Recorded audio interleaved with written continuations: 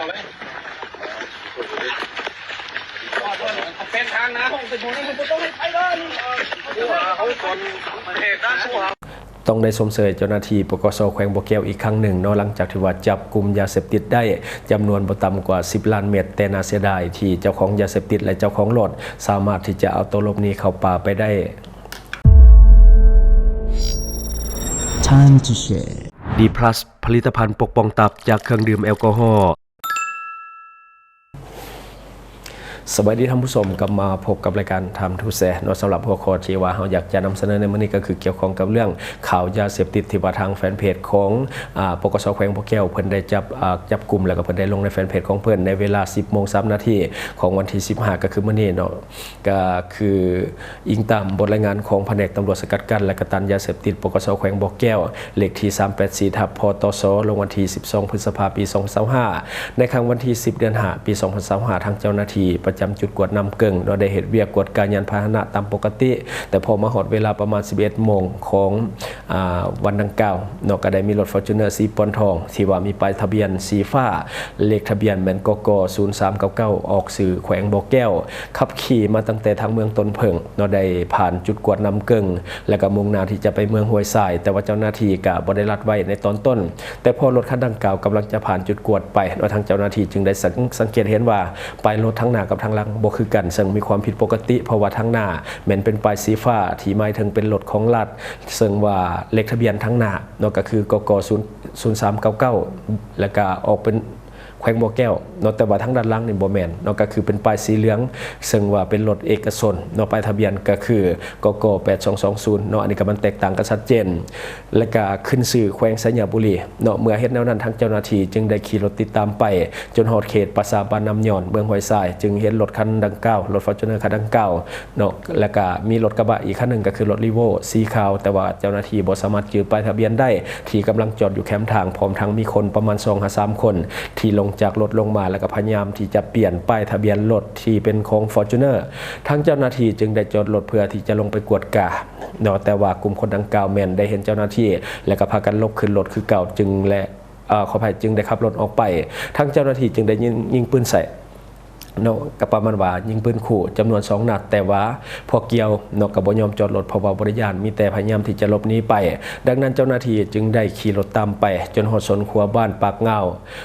รถ Fortuner เนาะที่ว่าเป็นรถที่บรรทุกยาเสพติดแมนได้เลี้ยวเข้าไปทางบ้านน้ำแหล่ส่วนรถกระบะ Livo สีขาวแมนได้แล่นไปทางเมืองห้วยทรายเจ้าหน้าที่แมนได้ขี่ไล่รถ Fortuner ที่ผิดสังเกตเนาะน่าจะมีการขนส่งยาเสพติดเชิงว่าเข้าไปทางบ้านน้ำแหล่พร้อมทั้งยิงปืนใส่จำนวน8 นัดเนาะเพื่อเป็นการข่มขู่ให้มีการจอดรถแต่ก็ยังบ่จอดเนาะก็คือบ่ยอมจอดและกระทั่งเจ้าหน้าที่ก็ได้ขับรถไล่ตามไป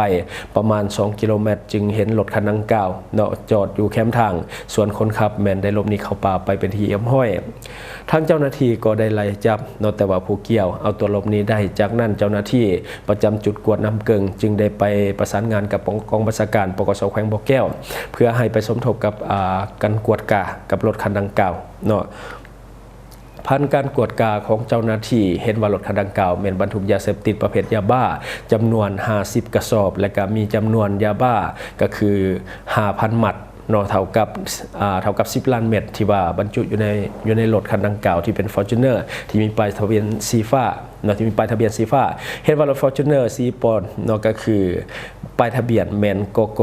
8220เมืองสัญญาบุรีส่วนป้ายทะเบียนสีฟ้าแมนกก0399บ่อแก้วเนาะแมนเพียงแต่เอ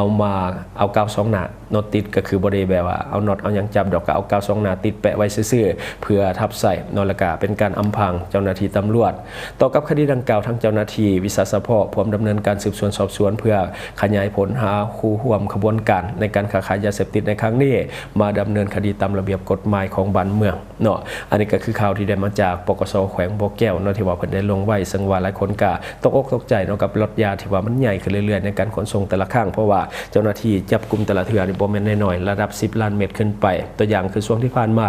ก็คือมีการขนยาเสพติดเนาะอันนั้นมันหนักเลยขนยาเสพติดใส่รถดำเนาะรถแกดินนะเนาะอันนั้นก็หนักสมควรมีแต่รถใหญ่ๆที่ว่าจับกลุ่มอยู่แขวงบ่อแก้วสรุปในตอนนี้ก็คือเพียงแต่ของกลางเท่านั้นก็คือรถและก็ยาบ้าที่เป็นของกลางเท่านั้นเนาะ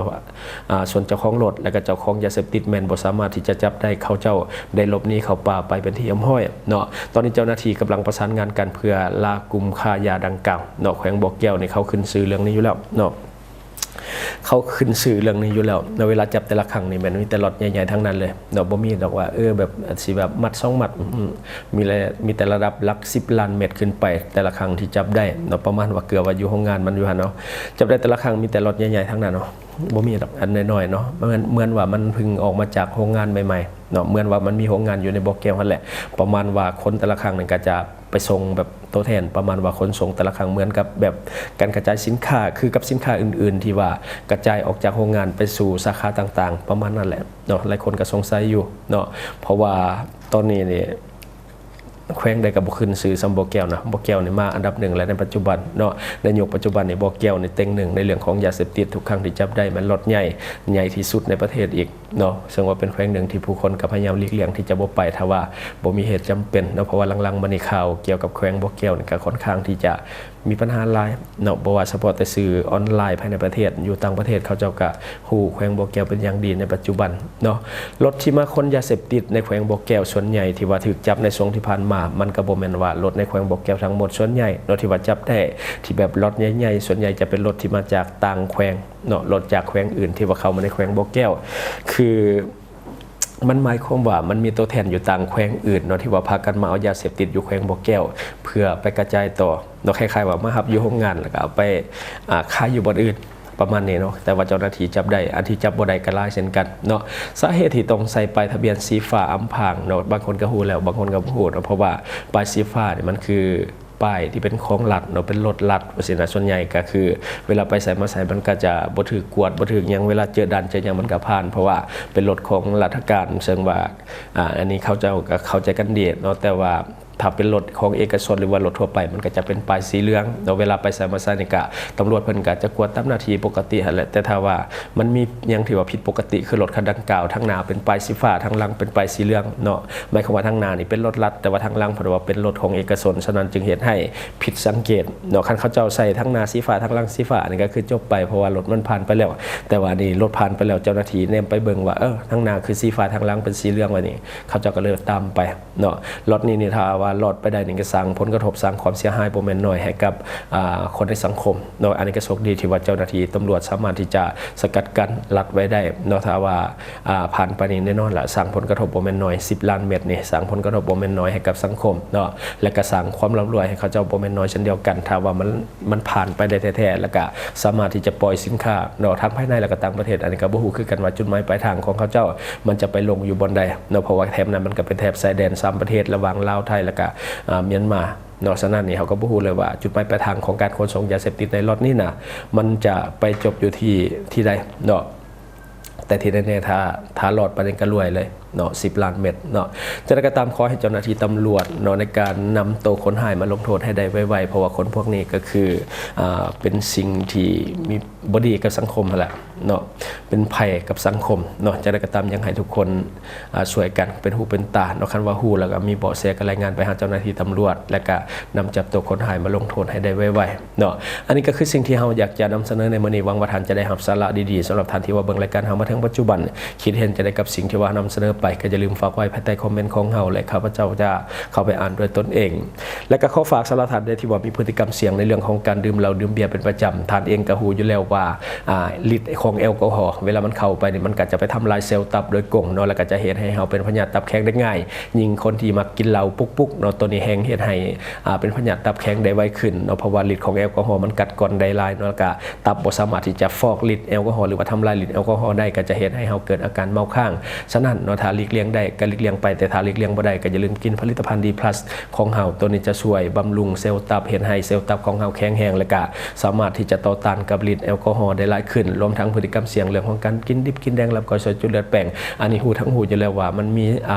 พวกพยาธิต่างๆโดยเฉพาะพยาธิใบไม้ในตับและก็สารตับอื่นๆที่ว่ามันจะเข้ากับพวกผักดิบอาหารดิบปลาแดกดิบอย่างต่างๆตอนนี้เฮากินเป็นประจำอยู่แล้วฉะนั้นอย่าลืมปกป้องตับของท่านด้วยผลิตภัณฑ์ D+ ของเฮาตัวนี้แก้อาการเมาค้างได้ดีด้วย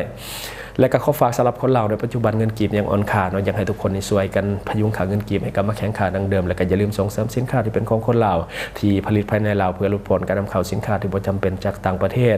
และสำหรับท่านที่ว่าเบิ่งรายการเฮาอยู่ถ้าคิดว่ารายการของเฮามีสาระหรือว่ามีประโยชน์อยากส่งเสริมอยากซัพพอร์ตอยากจะให้กำลังใจทีมงานของพวกเฮาก็อย่าลืมกดติดตามช่องเพราะว่าการกดติดตามช่องนี้ถือว่าเป็นช่องทางเดียวแท้ๆที่จะเฮ็ดให้ทีมงานของเฮามีรายได้และก็มีกำลังใจในการผลิตคอนเทนต์ดีๆแบบนี้ให้ท่านได้ชมเรื่อยๆอย่าลืมให้กำลังใจทีมงานของพวกเฮาโดยการกดติดตามช่องขอขอบใจสนใจโฆษณาประชาสัมพันธ์ธุรกิจและผลิตภัณฑ์ของท่านผ่านรายการของเฮาสนใจติดต่อตามข้อมูลที่ขึ้นหน้าจอในปัจจุบันได้เลย